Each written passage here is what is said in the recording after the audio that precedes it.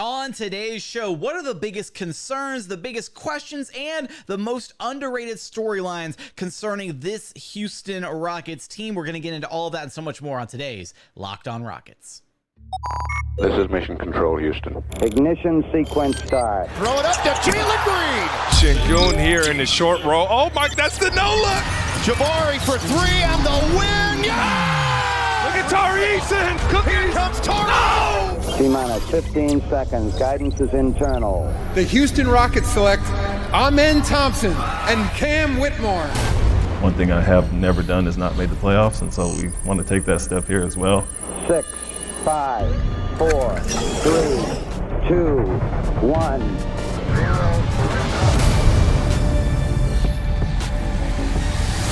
What's up, and welcome to another edition of Locked On Rockets, your daily podcast home for everything Houston Rockets basketball. As always, I'm your host, Jackson Gatlin, native Houstonian and credentialed media member. I'm also the host of Locked On NBA Mondays. Be sure to follow along on Twitter at JT Gatlin. The show, of course, at Locked On Rockets, free and available wherever you listen to your podcasts, including YouTube. Now, today's episode is brought to you by FanDuel. Make every moment more with FanDuel.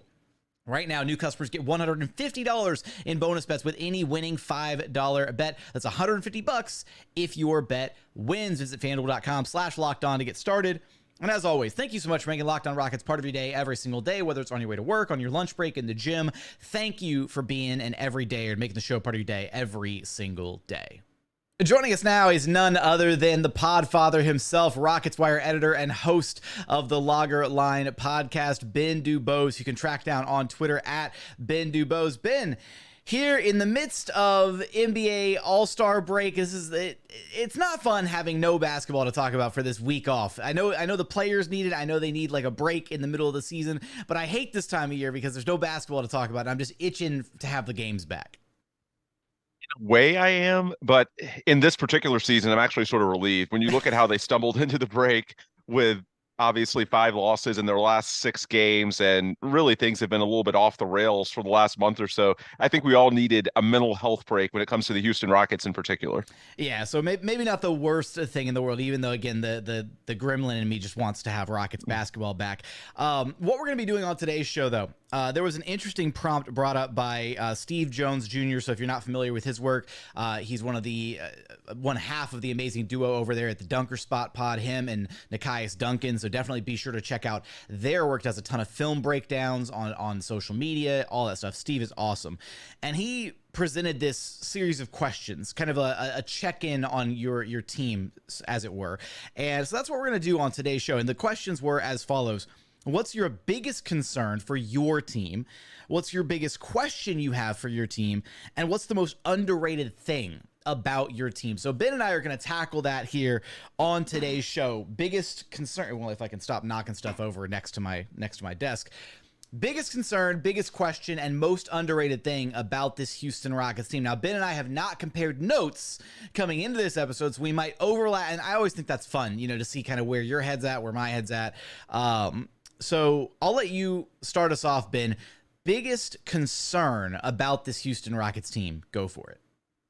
It's can they develop a top perimeter scorer or playmaker internally? That's what's hanging over this franchise. We've seen Alperen Sengun take the leap this season. He's been excellent, but it's so tough to build a contender just around a playmaking big man. You look at Joel Embiid in Philadelphia. He's got Tyrese Maxey, and last season he had both Tyrese Maxey and James Harden. You look at Nikola Jokic in Denver. He's got Jamal Murray and Michael Porter Jr. In today's NBA, you need at least one guy on the perimeter that you can trust to consistently either create his own shot or create for teammates. And with the Rockets, you've talked about it a lot. It has been an underwhelming year for Jalen Green. I'm not out on him. It's not time to sell all of your stock, in my opinion. But look, this is year 3. It's not just about the pre-draft hype anymore. At some point, you have to look not just at your opinion of him on paper, but also the results. And if anyone had told you that Jalen Green's numbers at the All-Star break would be what they are, if someone had mentioned that in early October, we would have all been underwhelmed. The efficiency just is not there. The issues with consistency that we've talked about in year 1 and year 2, they're still there in year 3. There's highs. We know the untradeable tour less than a month ago. It was very encouraging, but the lows are still there as well. So when you're going towards the back half of year 3 and year 4, where there's an inflection point with regards to his contract status as well, it can't just be about your opinions of his talent. It also has to incorporate the results. And at this point, the results have been a mixed bag. So Jalen hasn't taken the leap this year that a lot of us wanted. It's not that you need to necessarily make a final decision, a final judgment on him now. But the bottom line, it's a question as to whether he's going to become that guy. And then you look at the other alternatives, Amen Thompson, Cam Whitmore. They've been good for the last 2 to 4 weeks, but they're rookies. The question is consistency. You can look back to when Jalen was a rookie, really about this time 2 years ago, from the All-Star break onward. Jalen was very good. That's why he was on the all-rookie first team. He finished his rookie year with that 30-plus points per game scoring binge in his last 5-6 games, whatever it was, including the 40-plus game in the finale. And we all thought in that ensuing off season that Jalen was on the path to stardom. And to this point, it has not happened. So while I'm excited about what Amen and Cam have done, and I like their talent, at the same time, you look at the uneven trajectory of Jalen Green, and you sort of have to keep that in the back of your mind when you're evaluating Amen and Cam. And that even though there are flashes, until they do it on a consistent basis, it's going to be a question for this franchise. And I just think at a macro level rather than micro, you go back to last offseason when the Rockets splurged with all of their free agency cap space. They did it for high floor veterans, guys like Fred VanVleet, Dillon Brooks. They wanted Brook Lopez, had to settle for Jeff Green.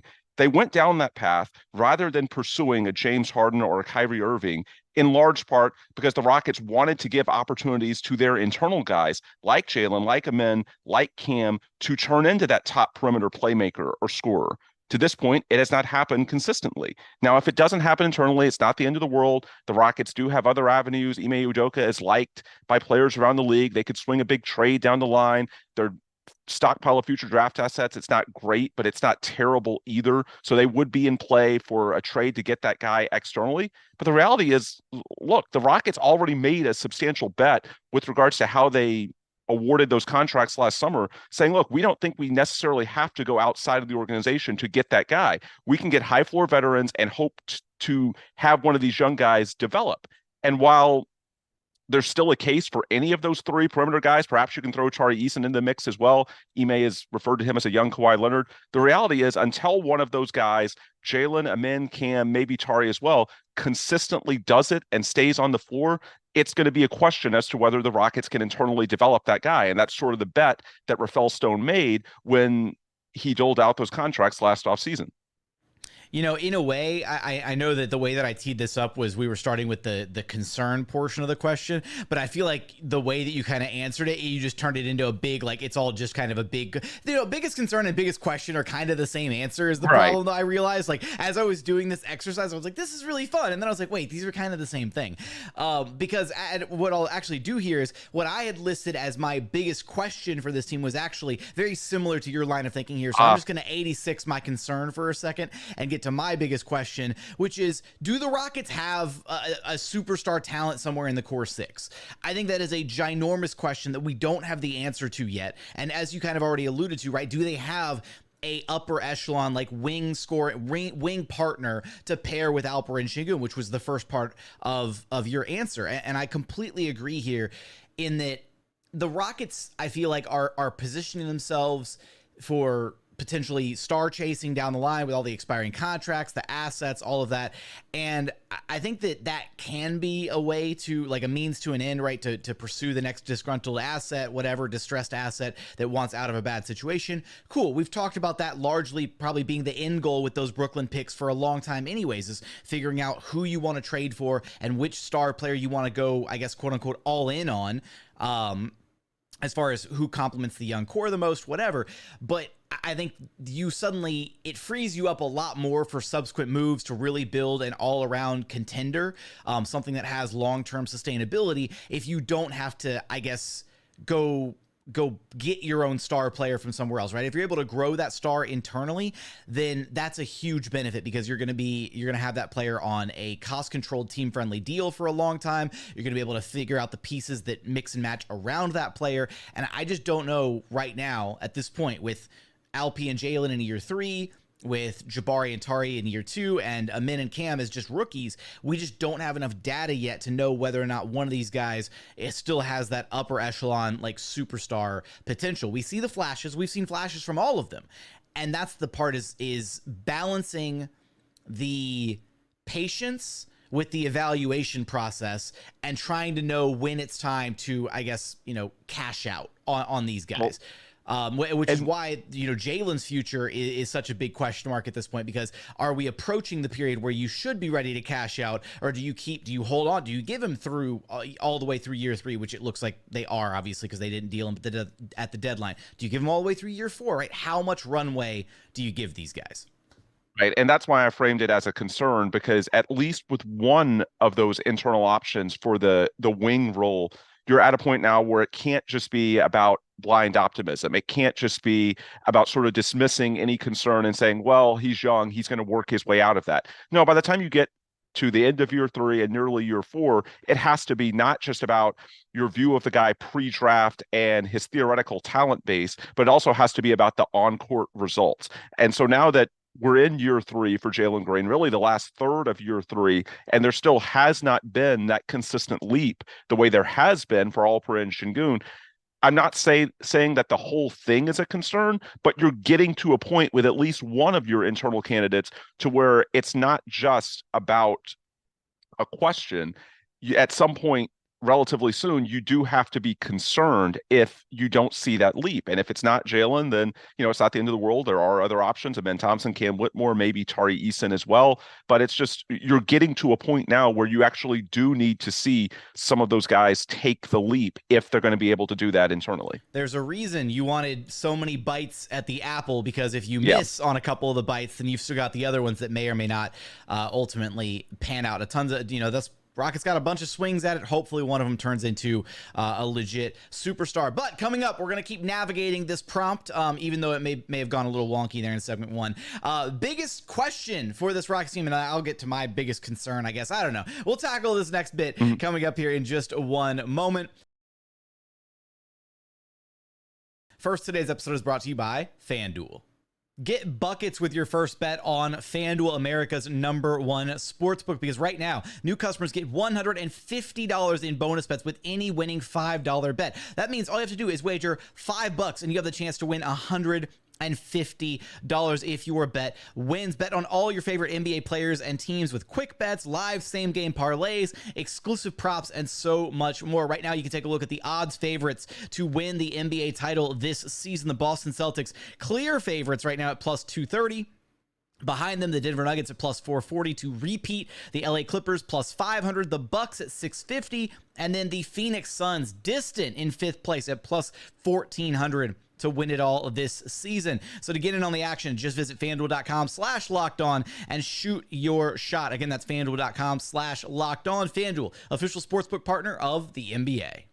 Today's episode is also brought to you by LinkedIn. Look, when you're hiring for your small business, you want to find quality professionals that are right for the role. That's why you have to check out LinkedIn Jobs. LinkedIn Jobs has the tools to help you find the right professionals for your team faster and for free. LinkedIn isn't just another job board. LinkedIn has a vast network of more than 1 billion professionals, which makes it the best place to hire. It gives you access to professionals you can't find anywhere else. LinkedIn does all that while making the process easy and super intuitive. LinkedIn knows that small businesses are wearing so many hats and might not have the time or the resources for hiring. LinkedIn is constantly finding ways to make the process easier. They even just launched a feature that helps you write job descriptions, making the process even easier and quicker.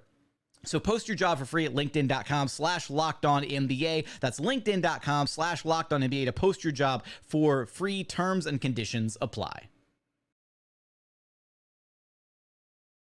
And continuing on here at Locked On Rockets, your daily podcast home for everything Houston Rockets basketball. Now, Ben and I are discussing our biggest concerns, questions, and we're going to tackle the most underrated thing about this team here momentarily in segment 3. But we also want to hear from you guys. So whether you're listening, if you're watching on YouTube, drop your thoughts, your biggest question, biggest concern, and the most underrated thing about this team in the YouTube comments. Now, Ben, for me, and I guess I'm going with my concern here is I am still a little worried about what it's going to look like when this front office is ultimately tasked with making some moves towards, I guess, I don't want to say being all in, but just the moves to make this team a contender again, or a consistent playoff caliber threat again.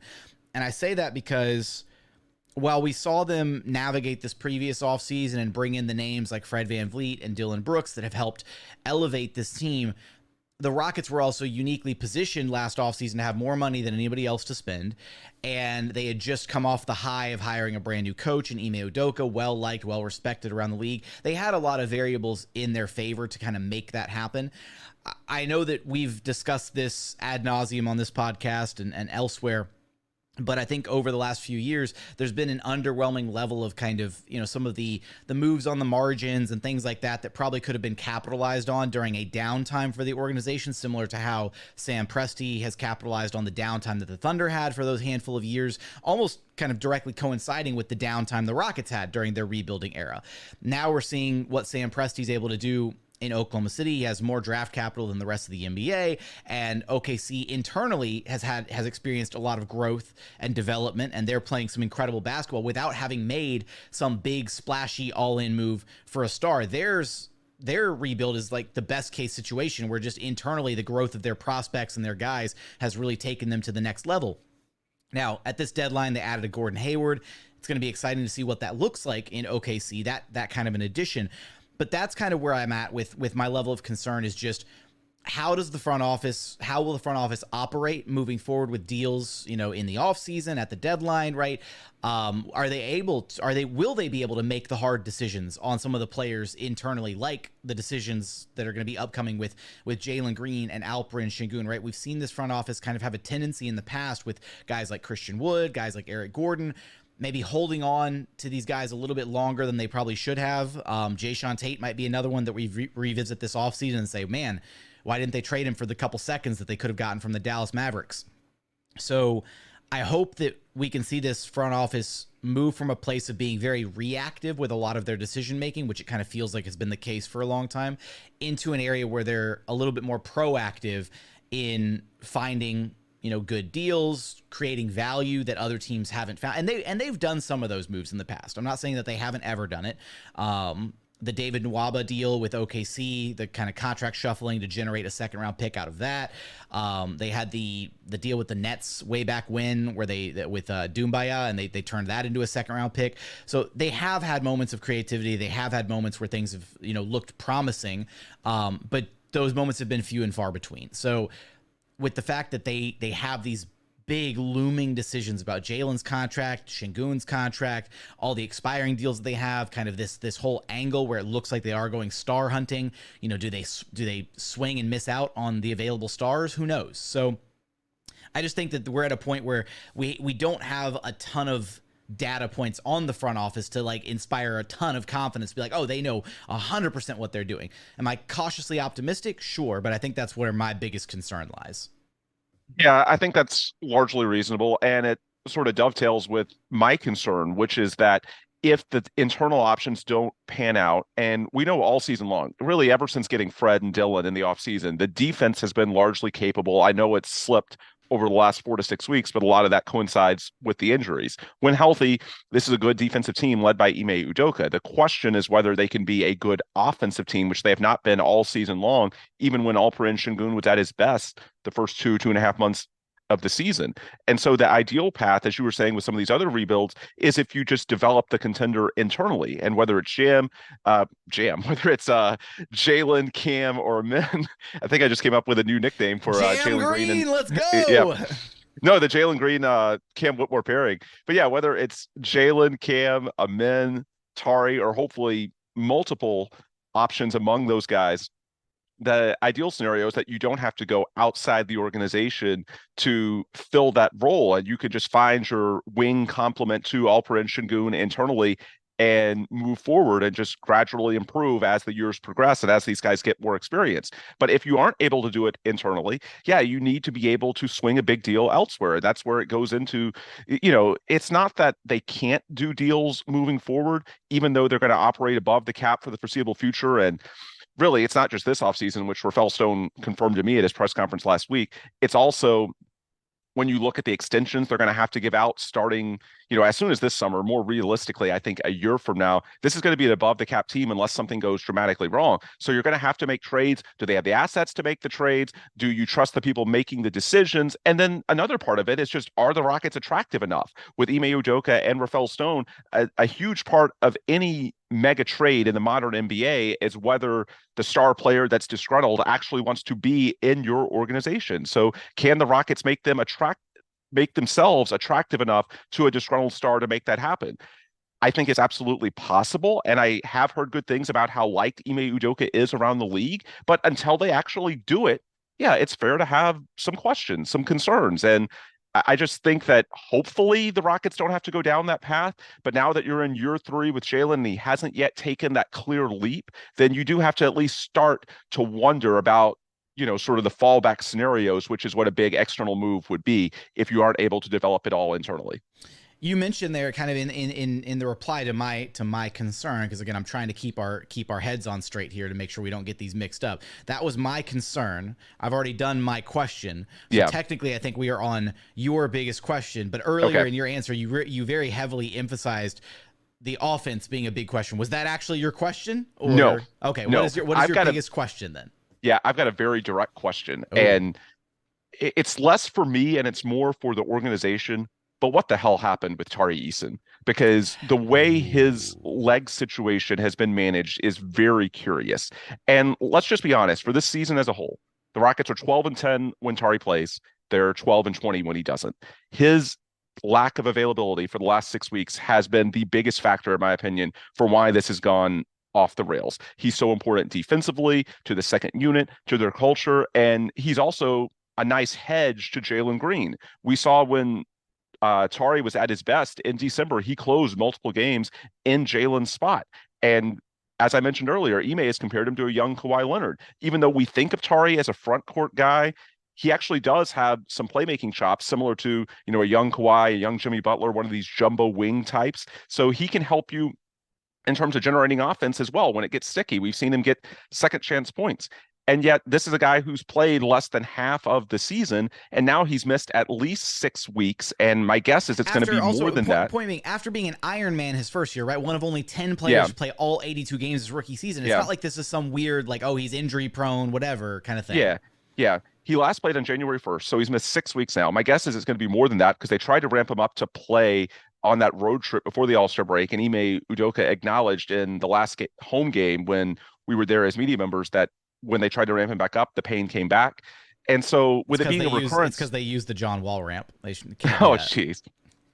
But with it being a recurrence of the same injury, you do have to wonder, when he first suffered it in the preseason and they basically gave him 4 weeks off, if they had been more conservative then and given him, say, 8 weeks off, could he have returned in December and basically had 80% of the year still left to play and can I even raise you is the fact that he was injured, right? It was the collision, it was the crash at midcourt against the Pacers, and that was the game that Dillon Brooks got ejected for the nut shot on Daniel Tice. And he actually, so that collision, the one that definitely was the one that damaged his leg in the first place, he then came back and started and played more minutes in the second half of that game. Yes, of that game. And then in the following game, he played it was like 8 or 9 minutes or something in the following game against the Pelicans before they sat him because I'm guessing he felt some discomfort, pain, whatever it was. And they were like, okay, we got to stop. So not only was he hurt, but then they let him play like another game and a half on that leg before realizing, oh, maybe we need to sit him for a little bit. Yeah, and before this latest 6-week absence, if you recall in December, they listed him as questionable almost every single game. So it wasn't like they thought he was good to go. They knew there was an issue and they let him play through it. They constantly referred to it as an issue of pain tolerance. Even when he went out that first week of January, they initially reported it as a day-to-day thing, and then it just slowly became obvious that it was much more week to week, even month to month, and that he had basically had a full-blown recurrence. And I'm not going to say that Ime Udoka is responsible. This is one of those awkward situations. If you recall, like the Astros last year, whenever people wanted more info about the injuries to Jose Altuve and Yordan Alvarez, Dusty Baker would be like, well, just ask the trainer. I don't know. But then the trainer's never available to the media. So it's just this constant loop that never gets answered. And Ime doesn't have all the information. The one thing that Ime did say is that Tari may have lied a little bit about how much pain he was in, but honestly, most players are going to do that, especially when they're young. They're competitors. They are incentivized to get on the court and play through things. So as a medical staff, you have to factor in not just what the player tells you, but the testing results, the x-rays, the MRIs, whatever it may be for the specific injury. And just know in the back of your mind that the player is going to frame things as positively as he can for him to be out on the court. And sometimes you have to save the player from himself. Now, I can't tell you for sure what's happened here because, again, medical situations are private. We don't have all the information. And though we've gotten some updates from Ime Udoka, again, he's not really the decision maker when it comes to the medical side of things. So we don't have all the information. And it's at least possible. Maybe this is just, a freak accident for whatever reason. But when you have the same injury and a recurrence of it basically takes him out for longer the second time than whatever happened the first time, it is fair to wonder if you had taken this more seriously the first time around, could you have nipped this in the bud and then had him available for 75 to 80% of the season, as opposed to having this linger for basically the entirety of his second season in the NBA, and a guy who has been very, very good when he's played. And it's one of those situations, it's not the end of the world, even if he doesn't play again this season. And at this point, with the play-in slipping away, we've got to at least be open-minded to the possibility. Maybe he doesn't come back. We're less than 2 months from the end of the season. So not saying I've heard that, but at least you have to have that in the back of your mind. And while one incident in a vacuum should not be viewed as some huge referendum on the Rockets medical staff, at the same time, if it continues to happen again with other members of the core six, and you have all these young prospects that we've been talking about throughout this show, could it be a concern? Yeah. And when we talk about external pursuits around the league, which is what you were referring to a few minutes ago, look, you can look at Kawhi Leonard in San Antonio. That's a perfect example of a situation where the player did not trust the organization to responsibly handle his medical situation. It was a big part of why he asked out.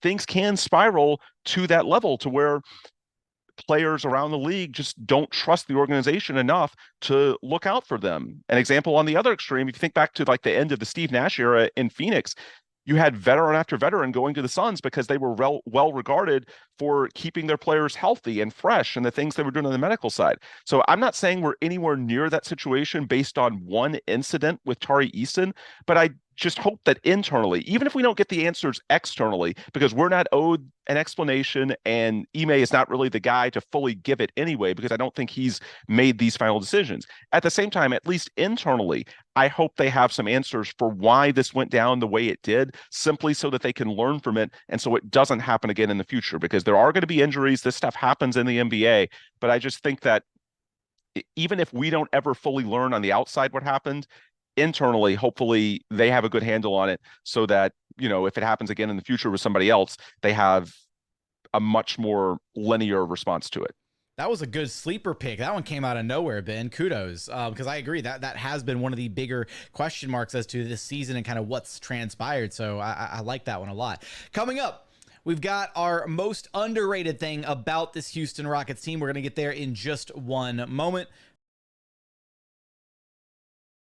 First, today's episode is brought to you by eBay Motors.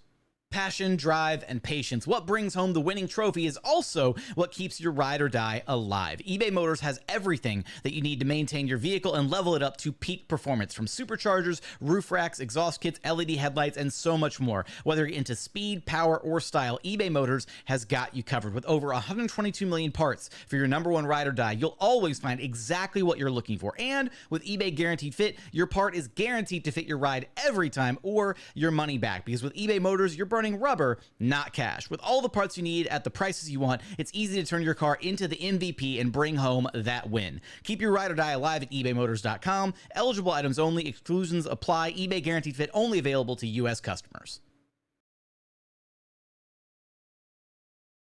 And final segment here at Locked On Rockets, your daily podcast, home for everything Houston Rockets basketball. All right, Ben, we've had a little bit of back and forth action here, so now it's coming back your way. So start us off with the most underrated thing about this Houston Rockets team. To me, it's how close they actually are, because even with everything that's gone wrong the last 4 to 6 weeks, they're still tracking to finish mid to high 30s in wins for this season. And that's with all of these perimeter options that we've been talking about, none of them taking the leap internally. That's how high the floor is now that you've got some quality veterans, and Alperen Sengun has taken the leap as far as your big men. So you're really not that far away from getting to a relatively high level in the Western Conference and being not just potentially a play-in team, but a playoff team. I think back a couple of years ago to the Minnesota Timberwolves when, it was Anthony Edwards' rookie season, 2020 to 2021. They were the worst team in the league, even worse than the Rockets for most of that year. But at the very end, that's when Anthony Edwards seemed to find it. And so they sort of climbed up a few rungs. I think they were like third or fourth worst. And then the next year, this was before Rudy Gobert, they took a huge leap to 46-36, got to the playoffs. And Anthony Edwards, while good, he wasn't the Anthony Edwards that he is now. I went back and looked at his second season. He basically averaged 22 points, 5 rebounds, 4 assists per game, true shooting percentage of like 56, shot below 36% from three. He was very good, but it's not like he was great. So the bar for the Rockets, now that you have a competent all-star level big man like Alperen Sengun, who, if we're comparing the Rockets now to the Timberwolves a couple of years ago, I guess you can say, Sengun is sort of like a Houston version of Karl Anthony Towns. Now Sengun better as a playmaker, Towns better as a three-point shooter, but in terms of the overall impact, I think you can sort of see some similarities there. And with Minnesota, when they took the leap, was when Anthony Edwards not even got to a star level, just got to a very good level. And that was enough between having the trustworthy big man inside and then a lot of proven veterans, guys like Pat Beverly, D'Angelo Russell, Jared Vanderbilt that you could trust on those wing/guard roles. Then that's when the Timberwolves sort of took the leap to becoming not just a solid team, but a very good team, mid to upper 40s in the West. And so the Rockets, even with all these flaws and the maddening inconsistency, this is not a terrible basketball team by any stretch. This is, assuming they don't just completely fall apart, going to be a season that they finish with a respectable record, even with all these things going wrong. So when we talk about, going back to my concern and your question about, can you develop the wing option internally? The bar is not super high. Like, we're not asking Jalen Green or Amen Thompson or Cam Whitmore to become the current version of Anthony Edwards or Devin Booker or SGA.